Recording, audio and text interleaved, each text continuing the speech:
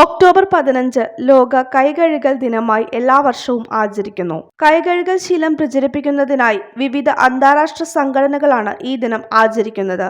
2008 സച്ചിൻ ടെണ്ടുൽക്കർ നേതൃത്വം കൊടുത്ത ഇന്ത്യയിലെ പ്രചാരണ പരിപാടികളിൽ നിരവധി സ്കൂൾ കുട്ടികൾ പങ്കെടുത്തു.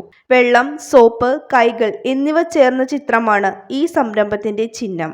രോഗങ്ങൾ തടയുന്നതിനും ജീവൻ രക്ഷിക്കുന്നതിനും സോപ്പ് ഉപയോഗിച്ചുള്ള കൈകഴുകലിന്റെ പ്രാധാന്യത്തെക്കുറിച്ച് അവബോധം സൃഷ്ടിക്കുകയാണ് ഈ ദിനത്തിന്റെ ലക്ഷ്യം. സോപ്പും വെള്ളവും ഉപയോഗിച്ച് കുറഞ്ഞത് 20 സെക്കൻഡ് നേരം കൈകൾ കഴുകുക. ഉള്ളംകൈ, പുറംകൈ, വിരലുകൾക്കിടയിൽ എന്നിങ്ങനെ കൈകളുടെ എല്ലാ ഭാഗവും നന്നായി തേച്ചു കഴുകുക. സോപ്പ് ഉപയോഗിച്ച് കൈ കഴുകുന്നതിലൂടെ അഴുക്കും എണ്ണയും അകറ്റി രോഗാണുവിനെ നശിപ്പിക്കുന്നു.